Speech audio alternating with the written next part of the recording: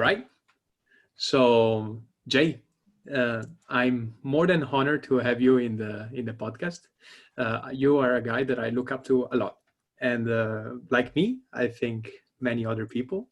And I hope that all the students can get to know you and follow you on LinkedIn and everything you share, because uh, you represent a lot for people like us, for people like me, for underdogs. So welcome to Know What, man. Thank you. Thank you very much. Very happy to be here. Great. So can we talk first thing a little bit about your background? I want to know like uh, everything about your story, right? So since the high school and then college, maybe, or maybe not college. So Little bit of college. walk me through everywhere you went until the position that you are right now. Sure, sure. So I'll try not to be too long-winded because it can be I have a 5-minute version and like a 2-hour version. So I'll try to get in the middle. So I went to River Ridge High School in Lacey, Washington. I think I was fortunate enough to go to a high school that was fairly advanced at the time, because this is like mid-90s. And, things like Google and even the internet were kind of brand new, or maybe even not existing. I don't know. I don't remember. I definitely didn't Google anything back then.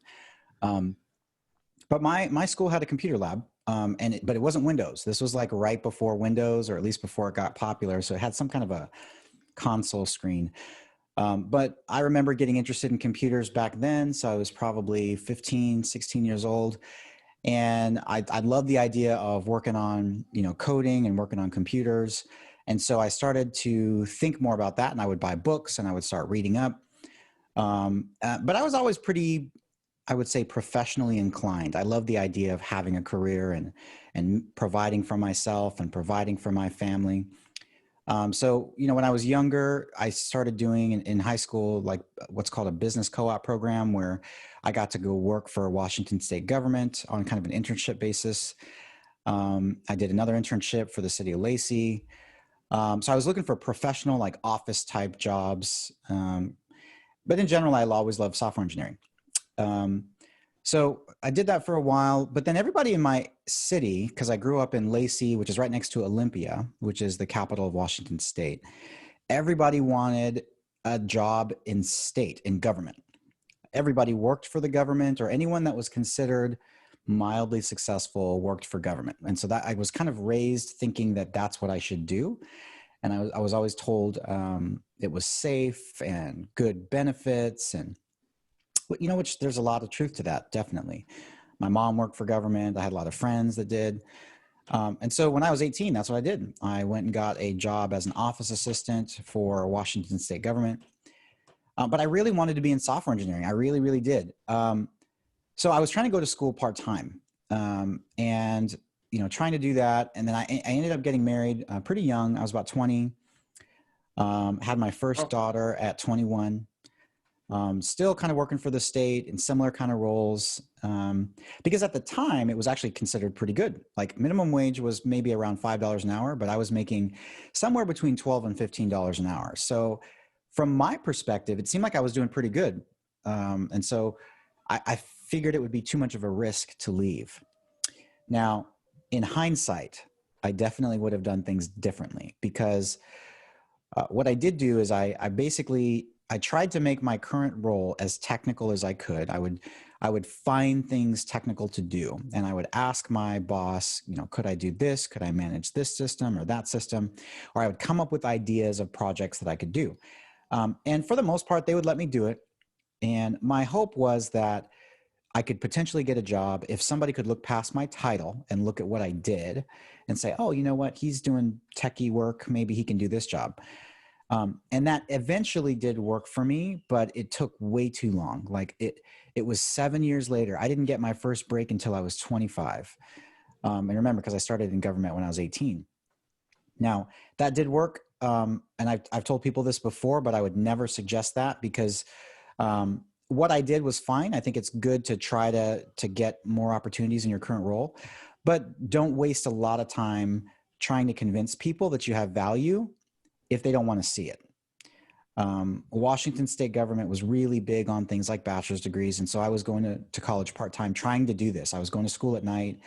I was delivering newspapers in the morning. So I was, burning it at both ends of the candle. But, at some point it kind of it was too much, right? At 25, I had two daughters at this point. And so I decided to quit college and try to go get a better job. And problem is, like a lot of people know about my story, I didn't have a bachelor's degree, so nobody wanted to hire me. And it was super frustrating because I'm telling you, like, I had so much passion and excitement, and I would do the research, and I would come to these interviews prepared. I would research about the company, and I would have all these things to say and suggestions, but they didn't care because it got to the point where they would see that I didn't have a bachelor's degree, and that was it. And the whole idea behind that was just ridiculous to me because it was obvious that I could do the job, but because I lacked a credential, they wouldn't even consider me. And I felt, I got a little bit turned off by this because the way that people would explain it to me just wasn't logical. It felt like they wanted me to do it simply because they did it. And there's this persona and perception that if you're intelligent, you have a bachelor's degree. And it just didn't make any sense to me. And so instead of doing that, I said, okay, I'm going to start my own company. So I started a software consulting company in 2007 called TrueDev Technologies. It was just me. I was getting contracts. I was finding business. I would post ads on Craigslist, and I got a good understanding of how much people were charging. So I tried to charge a lot less than that to see if I could hit a specific market. And it worked. I got a number of clients. I got a great client and was working with a founder named Paresh that was doing a startup called VentScreen. And I was a big part of his engineering team. I built most of it. And it was wildly successful. We did really, really well. And I learned quite a bit from that experience. And so I kind of slowly transitioned out of government and then was doing basically consulting full time. But then this is when the economy, I'm sorry, go ahead. You were 25, you said, when you started the consulting company. So when I started the company, I was actually 27. So after I got my big break in tech, happened at 25. So I ended up working, for government for probably about 2 years in my first like legitimate tech role. But then 2007, when I started the company because, I'm somebody that needs to always move forward.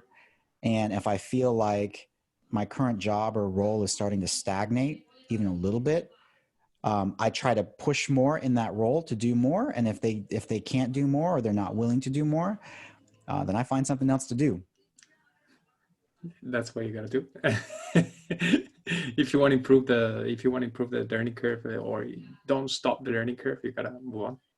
Absolutely. I heard somebody say this, and I really wish I remembered who it was because I would definitely give them credit, but I loved the comment. It said, do you have 10 years of experience or do you have 1 year of experience 10 times? And I love that because if your job has been the same or basically the same for 10 years, do you really have more experience than somebody that has 1 or 2 years doing the same thing? I mean, I don't know if you do because it's the same job. Maybe you've gotten better at it. But in technology specifically, things change too often. So growth, I think, is key. Yeah. So that was kind of the first half of my journey. The second half started to become a little bit interesting. So the financial crisis started to hit us, back in 2009, 2010. So this is when it was starting to affect my business too. So I was able to kind of last for a little bit longer, but then it came to a point where I needed to figure something out. I was starting to lose business. People were struggling financially, just like they are now. Like just very similar to COVID. There's a lot of industries that are suffering. And so this is when I went into big tech.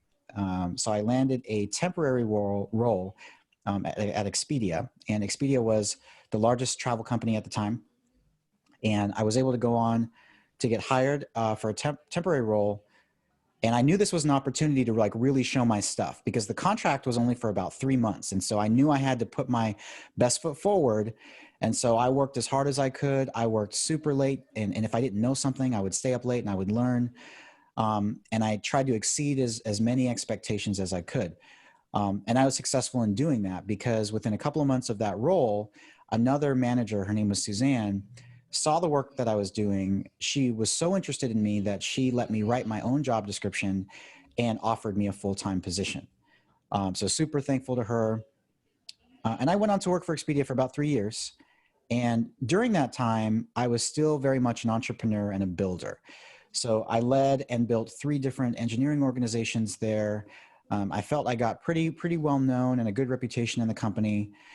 And then I got to a point where I felt like I was kind of outgrowing the opportunities that Expedia was willing to offer me. And so that's when I went to Microsoft. So I was at Microsoft for about 2.5 years. And I was on 2 different teams there. I was on the internal Microsoft IT team. But then again, kept the same entrepreneurial mindset. And even though my job was actually to teach people how to use Microsoft analytics tools, so Power BI, within the company, I was teaching, helping teams within Microsoft learn how to use it and implement it in their own business. But then even then I was trying to build chatbots while I was there, which was not related to my role, but it was interesting to me and I had the time to do it. And so I would apply myself and again, continuing to be a builder. Because of that, I got, the Power BI team actually noticed what I was doing. They appreciated my enthusiasm, I'm sure. And I got a position on their team and I was, managing all of the business websites for Microsoft, including Power BI and a bunch of the Power Platform, and a couple of other Microsoft services, including some of the Dynamics web pages. So I got to start to work more with a lot of people within Microsoft as well. And then again, I got to a point where I felt like I wasn't sure how much more I could grow there. And so now I'm here at Salesforce, biggest CRM in the world. I was started on the data catalog team, helping to build out that team and data catalog services within Salesforce. Now I've moved to the infrastructure team. I work a lot more with customers and teaching them about our roadmap and our architecture. And so that's kind of where I am now. And some of the more interesting points about my journey too is that my entrepreneurial attitude and the way that I approach, business and work helped propel my career all the way through. Being a builder, being a networker, building strong relationships with people, all of that kind of played a role into my success and having a learner's mindset and also constantly looking for ways to provide impact, not just waiting for someone to tell me what to do, to be very proactive about giving suggestions. And hopefully, depending on the company that you're in, they want that. They should want that. But again, that's where I am now. I'm a director of a technical product director at Salesforce. That's great. That is a great story, and I'm sure this is the halfway of the of the long story. There is so much in there that I want to dig out. And the first thing, though, that comes to my mind is you said that you would have done the things differently, though. Why would you do the things differently, and what would you change about what you did? So remember, so I wanted to be a software engineer or be in tech ever since I was probably about 16. If I were to talk to my 16-year-old self, I definitely would have at 18. Well, actually, okay, so I said 16. So I would encourage my 16-year-old self to continue to learn, right? Because this was the right thing to do. But I would have started a business at 18. That's absolutely what I would encourage anyone to do. Because, what I did was I got a job that was safe. And I did what everyone is told to do. Get a good, safe, comfortable job. Go to college, get credentials, and then things will open up for you. But my experience was not like that. And I've worked with many, many people. So right now I have an organization called mentormesh.io where I start to mentor and work with students that are going through this tech journey. And many of them, will tell you, and a lot of people in the industry will tell you, even when you get those credentials, it doesn't guarantee a job. As a matter of fact, some of them struggle just as much, even though they have really good credentials, they've spent all this money, and they still are struggling to get a job because, so anyway, I would start a business at 18. Because remember, I didn't land my first tech job until I was 25. Now imagine I was a business owner at 18 and working hard and getting contracts and even doing any kind of work that I could do. I would have been a very dramatically different person by the time I was 25. Whereas what I did, I waited and didn't actually start my business till I was 27. And I can tell you that from 27 to my early 30s, it transformed the kind of person that I was. Because here's the problem with working for someone. Most people, they're asking their boss what they should do. And even when they get hired, they're given a job description, a role description, a list of duties. And so they just go down the list and they do that duty. And then they ask their boss, what else would you like me to do? What else would you want me to do? And if you miss a deadline or you fail, you worry about getting reprimanded or something silly like that. But you still get paid, right? When you're an entrepreneur and you miss deadlines and you don't do what you committed to, you may not get paid at all. Or you have to fight with the customer, which is horrible because then it could turn into legal battles. And, now granted, that's nothing to be scared of because it's again, like people, they get upset. It's just part of business, but you learn those lessons. Like you learn what you should say, what you should commit to. You learn how customers think, how clients think. Like a lot of times they'll ask for something and that's not really what they want. They really have a problem. And you got to get really good at trying to identify the problem. And then, yes, take their suggestion, but you may actually have a better suggestion. And you want to help them get to where they really want to go, not just give them the answer to their question. So all of these things you learn by working with people, building relationships, and being an entrepreneur. And if I would have had a choice to start earlier, especially if you're like 18 and you have the option of living at home still, and you don't necessarily have to pay for your bills. Oh man. Like I tell my kids now, like if you want to go out and be an adult and you feel like that's what you have to do, sure. But man, when you're young and you don't have those bills, talk about opportunity. Like you have all the time in the world and you potentially even have your parents to like maybe even fund your startup a little bit because you shouldn't need a lot of money. But yeah, man, you got to be an entrepreneur. You got to do that. It's going to change your life.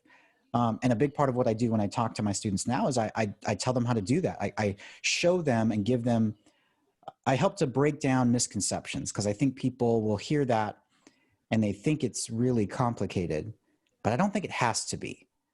And that some of that has to do with the way you define success. Just because you have a company doesn't mean it has to be $100 million company. Maybe you think that's what success means. It's not. Like if you make $30,000 a year and you build a company and you're able to make $50,000 a year, that's success. If you're able to make $30,000, it's successful too, because even from a tax perspective, a lot of your expenses you can write off as business expenses.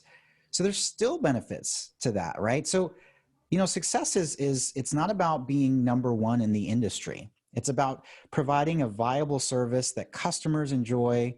And sometimes you only need like a couple of clients to do that. And you build trust with people and they continue to do business with you. So it's much more doable than I think a lot of people realize. And I want to help people kind of get through that and just start. And this is the question that is going to follow up. How do you do that? Or maybe at least give us some tips on how to do that. But there is just one question. So you said that is not success for you. Building $1 million company is not successful for you. And so it is. What is success for you? Well, how do you define success? What do you think success is? Do you feel successful right now, or are you still aiming for something? So I'll answer the first part of that first. How would I define success? I really think success is about growth. And, money might be a way that you quantify success, maybe, but really that's not it. Because even what I mean, like starting a business and growing as a person, growing your skill set, growing your value, growing your ability to impact, like that's what success is. If you can take a super ambiguous situation and make sense of it, that's success. So like even when you think about building a company, right? The worst thing that'll happen to you is that you get all this great experience and then you can go work for someone else. Like that's the worst thing. Like, yes, my business was successful for a while. The industry suffered. And so I went to go work for someone else. Mm-hmm. And that comes with its challenges too, right? Because you have to work for an employer that will allow you to continue to be an entrepreneur. So that's something that I strive for. But success is about growth. Now, if you grow and you consistently grow, things like money will happen, right? Because it's about hard work. You put the work in, people see your work, you continue to try, you never give up, you don't let rejection stop you, you continue to go. If you do that, you will make money, you will get those jobs. But the difference is a lot of people, especially within the tech field, when it gets hard, they quit. And that's good or bad. So it's obviously bad for the person that quits, but it's potentially good if you don't For the quit. other. Because Yeah. if you don't quit and you push through and you keep going, you're going to be one of the last people standing. Absolutely, you will. And I've said this on other talks as well, but you know, that's the differentiator. It's about execution. It's about never giving up. Because sometimes so much of failure sometimes is really about luck, you know, like just the chance. Sometimes the timing is just wrong. Sometimes you did everything right, but the market wasn't ready, you know, like, and that happened. You can't control that. But what is in your control is continuing to go. You know, I think was it Michael Jordan? Somebody, I think Michael Jordan said, you miss every shot you don't take. Maybe it was Michael Hmm. Jordan. Yeah, it It's is a tribute to it. absolutely true, right? Like, yeah, you Yeah. might miss, but you're definitely going to miss if you don't shoot. Hmm. So you shoot enough shots and eventually some of them are going to land. And so that's about success. Success is being able to have the courage to get back up, because they're going to knock you down. You're going to get knocked down a lot. But the fact that you continue to get back up, that's what makes you successful. That's what makes you grow. That's what success means. Now, to answer your other question, do I feel successful? Do I And think I'm since successful? we're there, Yeah. since we're there, do you feel successful? And um, what is the proudest achievement you had so far? And this can mean any, like, it can be everything. It can be your daughter as well. Hopefully it's going to be on the personal life. Yeah. But please let me know your take on it. Yeah. So I feel successful? Absolutely. Absolutely. Um, you know, I think when I think about the person that I was, you know, 10, 15 years ago, I feel like I've changed a lot. But I don't think success is a stagnant target, you know, like it's not like you get there, you know, you sigh and then your life is just good. I think it's always about growth. And so I think you should always have the mindset of learning more and continuing to grow. Like even now, like as I've gotten older, I've realized that some of my opinions were maybe too strong when I was younger. I do think that some of that grit and passion helped me. But as I've become older, you know, you start to think about the decisions that you've made and choices that you made, and you start to try to be more reasonable. And I feel like I've kind of gotten there where when I see behaviors in people that I don't like, I kind of sit back and I think, do I act like that sometimes? And I do that a lot more now. And then, you know, it's self, you know, realization. You know, you think Yeah. about, maybe I do that. Maybe that's why it annoys me when he does that, because I do that. So I do a lot more of that, I think. But definitely, like, I mean, I have a wonderful family. You know, my wife is the the best kind of person you could be married to. She tolerates me because I can be a little much. My daughters are smart, happy. You know, as happy as children can be, right? Uh, I've got four beautiful daughters, 18, 14, 8, and 1. Um, you know, there's nothing that I could ask for really. So I think that's another thing that I work on too, because naturally I'm somebody that grinds hard. I want to, you know, continue to grow and improve.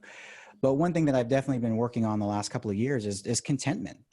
You know, like I have to remind myself, you know, there's a lot of people that don't have what I have, and I need to be appreciative of the things that I have and try to sit back and relax. I have a hard time doing that, but it's been good to kind of do that, because then it kind of takes the pressure off. I'm not sure why. I've always had this um, just this need to grow always, which I think has served me well.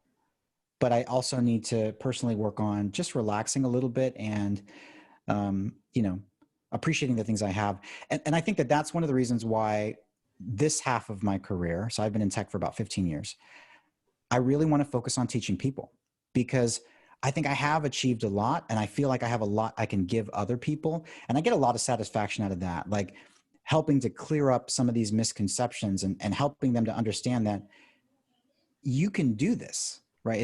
It was not a miracle. I'm probably the 1% of the 1% of the 1%, because not only am I in big tech, I'm a minority without any formal education. And I don't think that my path is so incredible. I feel like it's incredibly repeatable. I So, and I love want it. to show people to do that, how to do that, so they can prove me right, because I think this is absolutely repeatable. Great. And what is your proudest achievement so far? What do you, what, yeah, when do you think about happiness? What comes to mind in your life, right? That the proudest. That's a tough one, because there's probably a number of things that come to mind. Um, I think my kids definitely make me the proudest when I see them. You spend all this time teaching them, and obviously I'm very proactive with my kids. I have lots of conversations with them about the way they things that I've experienced and things that I would encourage them to think about. I always say, we all make mistakes as we grow, but do it with your eyes wide open. Don't ever say that you didn't know, because that's why parents are here. We're here to help protect you, help to educate you, help to make those decisions so you don't have to make the same mistakes that we make. And I feel very proud when I see my kids start to reason. And as they make decisions, I hear them tell me, that doesn't make any sense, because what about this, this, and this? And I think that probably gives me the most joy. Great. Um, I think from a career standpoint, I don't know if I have a proudest moment. I feel like when it comes to the impact that I had in an organization, I really enjoyed my time at Expedia. I think I did a lot of things that, you know, I started a lot of things that they hadn't been doing before. So I was able to break a lot of new ground. I got to know some of the executives pretty well. And a lot of those, relationships I carry on now. Like, fundamentally, when I need suggestions or advice, I'll reach out to a lot of people from Expedia. I feel like that was kind of my original big tech home, where I think I learned the most and probably felt like I had the greatest impact.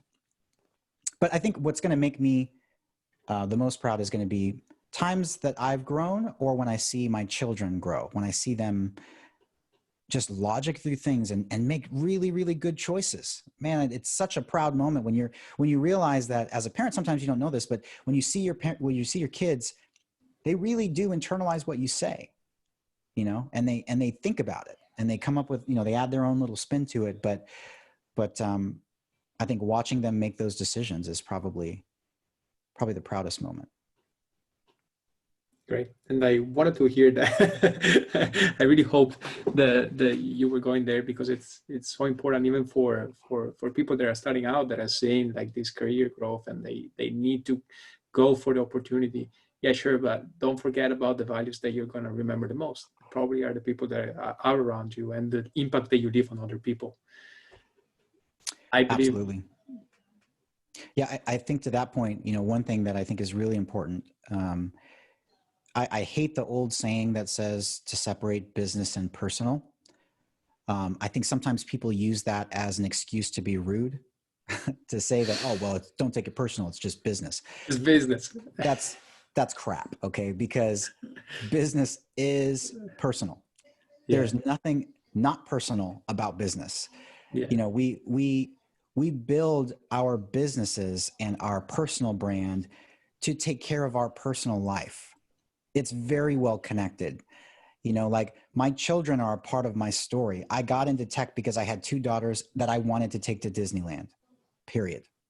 And why, right? Yeah, and Hawaii. And Hawaii. It's everything. So you got to have your why. Why are you doing this? And if you have a really good why, that can take you everywhere. And for me, it's like my kids were my motivation to want to do more.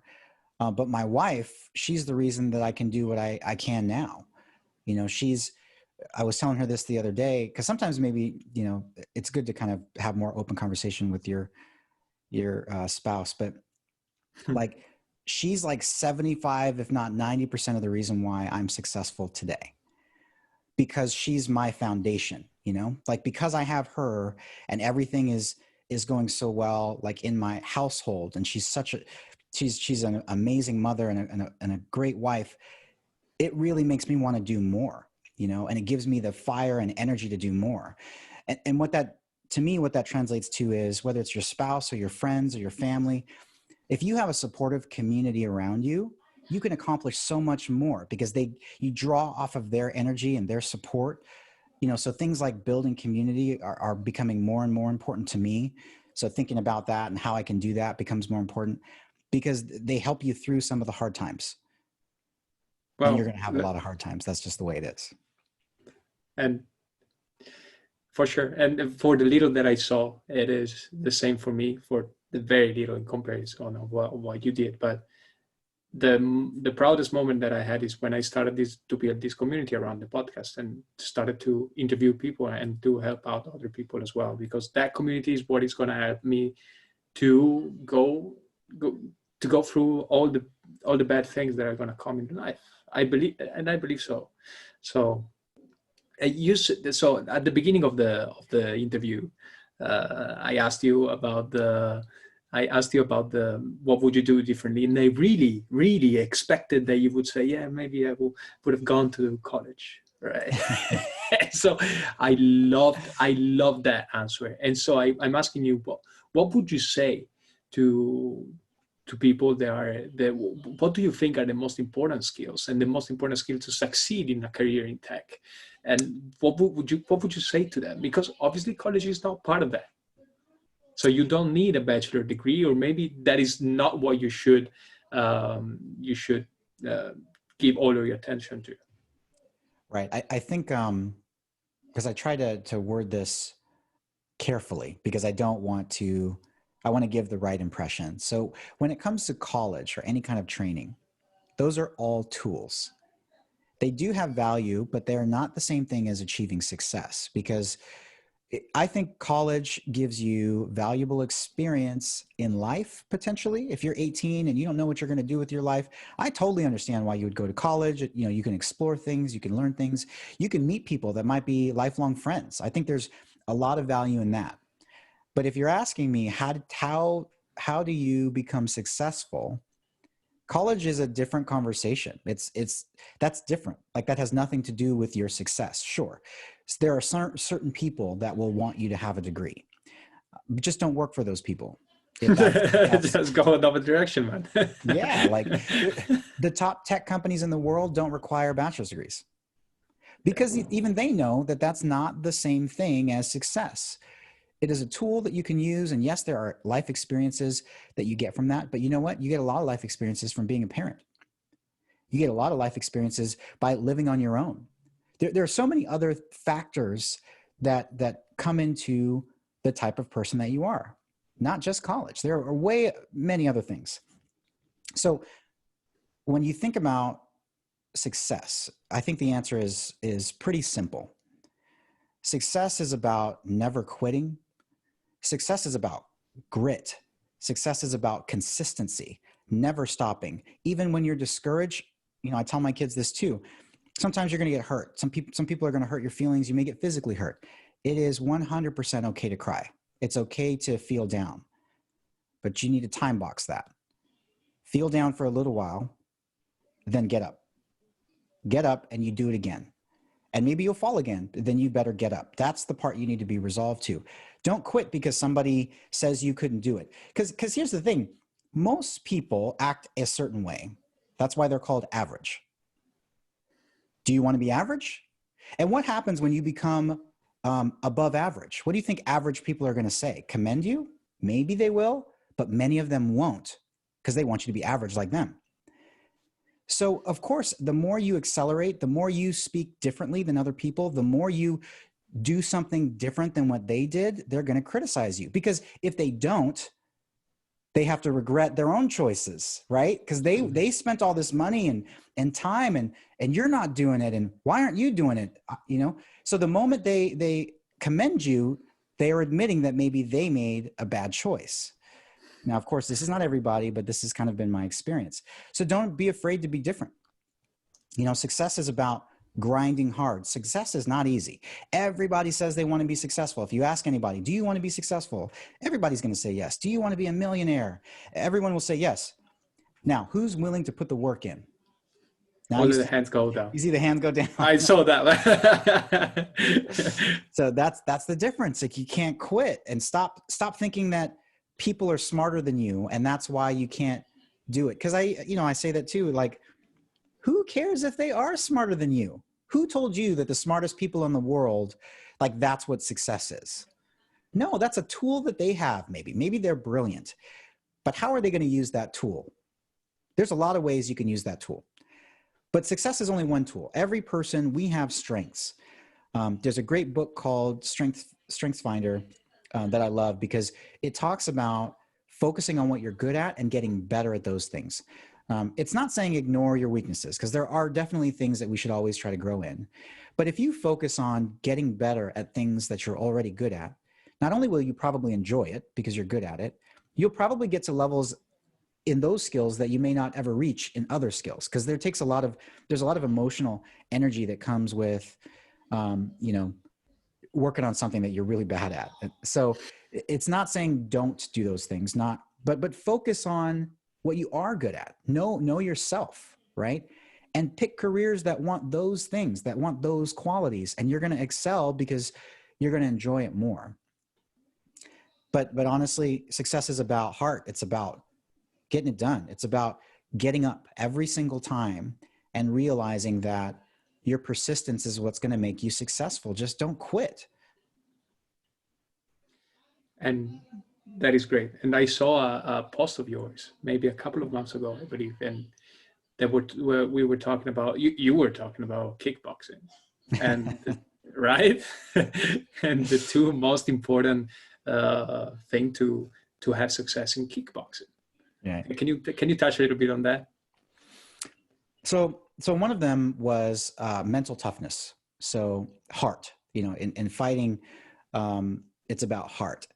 And so I kickboxed, amateurly for about almost 10 years. And I remember moments where you just want to quit, because kickboxing is like, it's like sprinting for minutes at a time, because there's a lot of adrenaline that's happening, and you're super pumped, and you can't, it's not a jog. It's not a marathon. You feel like you're sprinting the whole time. And I remember moments thinking, or when my coach would tell me in the middle of a round, your opponent, he's getting tired. And I remember thinking, like, just a burst of adrenaline, because he said that, right? Like, and another time saying, my coach, and he was giving me really good advice. He's like, he's scared of your punches. Like, he was giving, and all of that feedback, it was pumping me up, right? Like, it was like, oh, maybe I can win this. Maybe I can. That's heart, right? Like, your motivation and your attitude and the way you approach problems, it's such a big part of winning. Because if on the other hand, because I didn't see this, like, during some of the matches, like, I didn't notice, right? I'm too busy, like, trying not to pass out, because I'm so exhausted, because I've never been more tired in my life. I didn't notice that maybe he was shying away from my punches, or maybe he was getting fatigued. I didn't notice that. But even my coach telling me that would give me so much energy, knowing that. And that's where, like, your heart and your determination and your attitude towards winning becomes a big part of it. And so the other half is consistency and persistence, right? So much of it's so funny how many correlations there are between different sports and life and health. It's stamina. Like, you can have the best technique in the world, like just precision strikes, but if you got no gas in the tank, you can't lift your arm. We will never see that precision, because you have no fuel in the tank. So your conditioning, your ability to keep going, your stamina, again, it's everything. Because let's say you fight somebody that has amazing technique. I used to tell my friends this all the time, even if they're like big, huge guys, how long can you keep that technique up? Like, I would say your average person, if you're sprinting like as hard as you can, like you wouldn't fight, maybe you got 2 minutes max, probably not even that, because 2 minutes is a lot longer than you think. Imagine someone asked you to run as hard as you could for 2 minutes. That's not going to happen. I play soccer, man. I know. Yeah, it's more like 30 seconds, maybe a minute if you're strong. And so I would tell them, I said, all I have to do is wait 1 minute. Because once you've let it all out for that 1 minute, you're going to gas and you're going to be so tired you can't even lift an arm up. And I said, that's when you win. You know, endurance, stamina, it's everything, because all you have to do, even if you're fighting somebody that's much more skilled than you, just outlast them. Let them do all of their whatever they're going to do for 1 round. And we'll see second round if they have anything left, because all that technique, all that skill, you know, it's gone. So same thing with you know, obviously direct correlation to business, right? There's a lot of people that are super brilliant and they may be smarter than you. They have better technique than you. But do they have stamina? Most people are lazy. So outwork them. And I'll tell you, it matters. It works. Because if you have more energy than the next person, you'll last longer. And that endurance, that stamina, and you have the right heart and you right mental toughness, that matters. And it wins almost 100% of the time. Like, I can't imagine it not winning, because it doesn't matter about the other person or other people. It's about you. And stamina is a choice. If you want good stamina and the right mental toughness, you can work on that. Those aren't things that you are necessarily born with. You can get better. You can practice dealing with rejection. You can practice getting back up. Great. Yeah. And dealing with rejection is a skill, Absolutely. right? So Yeah. what would you say to to those students that are starting out, and people that are starting out in the business? What would you say are the most important skills that you gotta have, and what would you say you gotta work on to those people? To myself, yeah, it's somebody that is starting out. So definitely, you know, the number one thing is your level of commitment to what you're doing, right? Like, it kind of goes hand in hand with you know, the stamina and the heart that I mentioned, right? Decide this is what you want to do. Make that choice, because success is a choice. You know, figure out what your why is. Why are you doing this? What kind of future are you trying to build? Maybe you don't have a family, but when you do potentially want one later, you want to provide things for them. Let that be your why, potentially, right? Make sure you're very solid on that. And you have to first make a commitment and understand that this is work and that this is a choice, right? So that's number one. And I know sometimes maybe that doesn't sound like a skill, but I'm telling you, it's the most important part. Because all the other skills, it doesn't matter if you are fantastic at algorithms. If you quit, nobody will see your brilliance. So you can't quit. You gotta keep going. And as far as when we're actually talking about business skills and technical skills, there are some things that I would suggest always. 100%. So learn how to listen. When people tell you what to do, try to understand why. When you're given an assignment, take a minute to understand why, and even be good at asking questions, because your insightfulness, your curiosity can help draw better solutions. Better. Don't just be a soldier. Don't just do exactly what you were told, right? Of course, we all want to perform well, definitely. But think about the why. And don't be afraid to ask a question and even suggest something different, because that's what's going to make you different. Having a college degree is not going to make you different. Everybody has a college degree. So that's not how you're going to stand out. But ask questions. Be curious. Understand the why before you build. You know, and if you have better suggestions, think about that. Do the research. Nowadays, there's Google, so there's no excuse for you not to know something. 90% of what you need to know is free and online. So if you don't know it, it's because you chose not to go do the research. So absolutely be curious. Do the research. Validate things that you hear. Don't just accept everything that you hear. Or even just take into consideration who's telling you this. If you're not sure, do the research. So be curious, be inquisitive. Doesn't maybe sound like skills. It's more like a way to think, but it's imperative. You have to. Those are some of the skills that I learned as a consultant when I was doing my business that I think have made a big, you know, difference to my performance and the way I'm perceived and even my success. Now, from specifically the technical portion, I feel like if you're going to be in tech, even if you're not a software engineer, you should have a base understanding of cloud computing technologies. I say that because that's kind of the technology of our lifetime that's transforming the way that the world works. So if a company that you're working with is not already using cloud services, they probably will at some point, or are in the middle of that transition, because it's imperative to velocity. Like, companies want to move fast, and they have to move fast because their relevancy is always challenged. And so if they don't keep up with the pace of change and what people want, they become obsolete, and they're afraid of that. And the cloud is kind of a big way that companies can do that. So I would say definitely have a base understanding in architecture. And this is not the details. This is not even coding. This is just at a high level what these systems look like, why they work, some of the tools that are out there. And all of those tools are free. And maybe free is an exaggeration, but really almost nothing. Okay. Cheap. Like Let's say cheap. You pay for use, like compared to what they were back in the day where you had to pay $2,000 to get a tool. It's not true. A lot of the tools that the developers use today, and even the cloud services, are free or have a free version, or you pay per use.